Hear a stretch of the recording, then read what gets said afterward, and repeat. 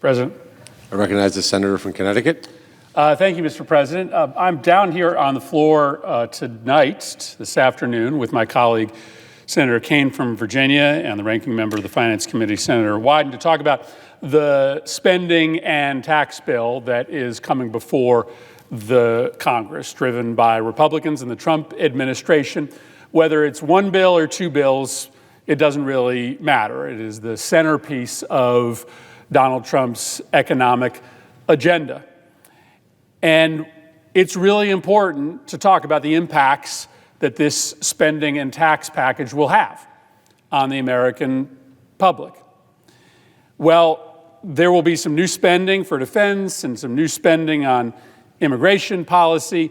The heart of this spending and tax package will be familiar to many Americans because they remember it from 2017 during the first Trump administration. The heart of this Republican economic proposal is a massive tax cut for the very, very wealthy and for corporations. And this time, not borrowed to be paid back later by middle-class taxpayers, this time paid for by immediate cuts to some of the programs that regular, ordinary Americans, many frail seniors, depend on, like the Medicaid program.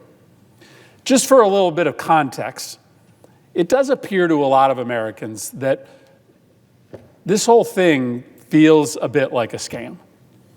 That this is a government that is being handed over to the billionaire class in order to operationalize government to make money for the very, very wealthy, and for the rest of us to pay the price. The cost of gas is going up, the cost of groceries continues to go up. And meanwhile, Donald Trump and his billionaire crowd are doing better than ever. Just a couple examples.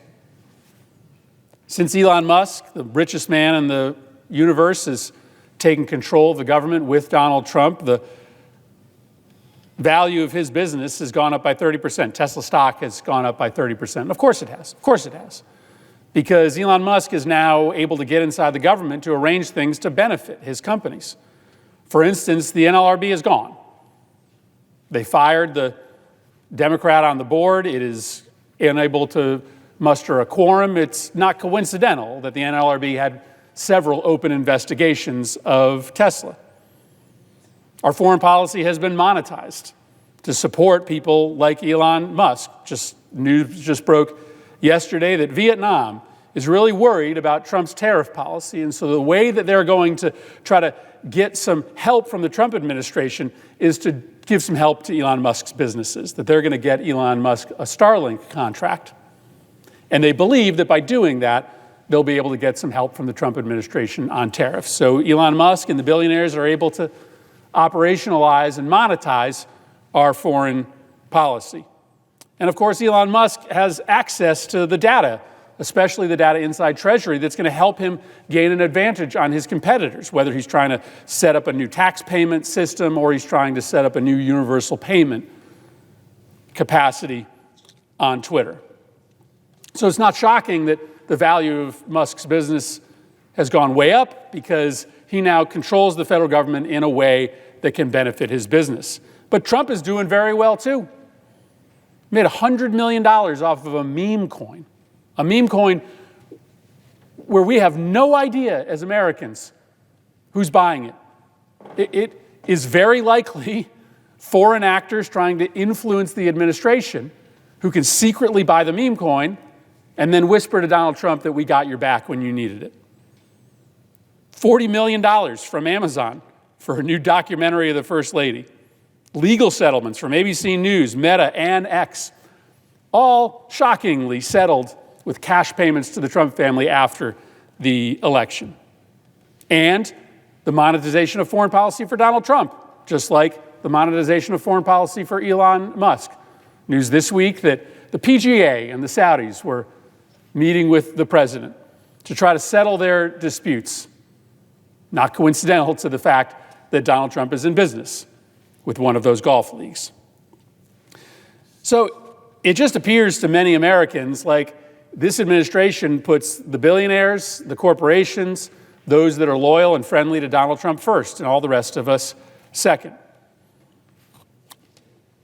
The apex of this effort to turn our government and government policy over to the billionaires is this tax cut.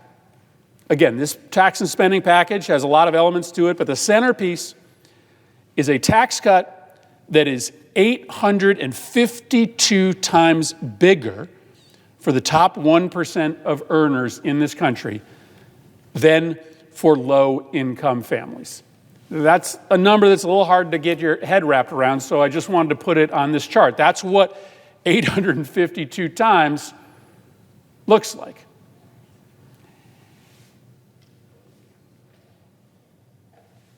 The rates go down for folks that make more than $600,000 a year, but they don't move for folks that make under $600,000 a year. I mean, they're not trying to hide what's going on here. Rates are coming down. If you make a whole ton of money, rates are staying the same if you're middle income or lower income. Another way to tell this story is that if you're in the top 1%, your average tax cut is about $70,000. That's a lot of money. That's a lot of money. But if you're making $30,000 a year, and there's a whole bunch of people in this country that are making $30,000 a year, especially when Republicans refuse to support the minimum wage going above $7.25 an hour. If you make $30,000 a year, you're going to get about $130. $70,000 if you're doing really, really well, $130 for everybody else. That doesn't make any sense. Why do people making $600,000 a year need $70,000? Well, only $100 goes to everybody else. The corporations are in the mix here too. They came to Congress in 2007 and said we'd need a lower tax rate. And then Trump and his Republican allies gave them a tax rate even lower than they asked. And they made this claim that all this extra money going to the corporations was going to be passed down to workers. They had a specific claim that it was going to result in $4,000 more in income to every American. Because that's how trickle-down economics works in the brains of Republicans. You give a whole bunch of money to corporations and they're going to be generous and they're going to give that money to workers in extra income. Well, we now have 8 years of experience since that first tax cut that they're looking to reauthorize. We know what happened. The studies show that it wasn't $4,000 of extra income. It wasn't $3,000. It wasn't $2,000. It wasn't $1,000. It wasn't $500. It wasn't $400. It wasn't even $200. It was zero. The tax cut resulted in an increase in salary to those people that worked for those corporations that got the big tax cut. A salary increase is zero. It's a scam. Trickle-down economics is a scam. When you put this much money into the hands of the wealthy, it does not trickle down to everybody else. When you give corporations those enormous tax cuts, it does not trickle down to everybody else. It stays in the pockets of the wealthy. The corporations use it in order to do stock buybacks, in order to inflate CEO salaries. It just separates the rich from the poor. It is a scam. It is a scam. Now, the last thing I'll say before turning it over to Senator Kaine is that this version of the giant billionaire and corporate tax cut is so much worse than the first version. It's still a tax cut for the wealthy that's 852 times bigger than for folks at the bottom of the income scale.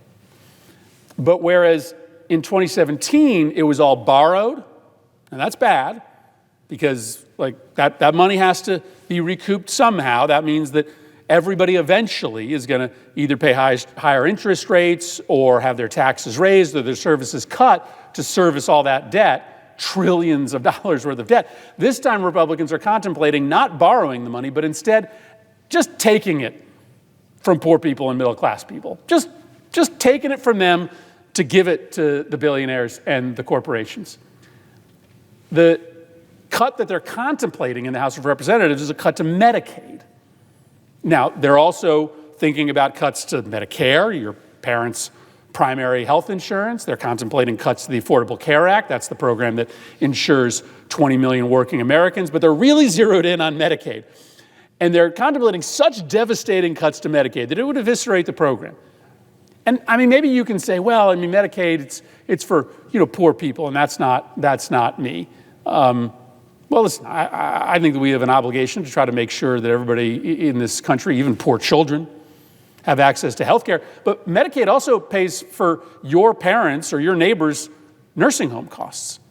If you cut the amount of money that they're talking about out of the Medicaid program, you're literally talking about nursing homes shutting down and seniors being out on the street. That's not hyperbole. That's what happens if you make these massive cuts to Medicaid. And so what they're talking about this year is not just running up a credit card bill in order to fund the tax cuts for the wealthy. They're literally talking about putting seniors out on the street in order to fund a tax cut for the wealthy. The whole thing just feels like a scam to people. The favors being given to billionaires that are inside the government, the tax cut that benefits the very, very wealthy at the expense of everybody else, the cutting of services that help regular people in order to finance the tax cut.